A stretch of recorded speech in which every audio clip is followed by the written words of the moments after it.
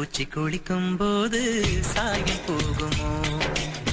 கண்ணும் கண்ணும் மோதும் போது காயமாகும்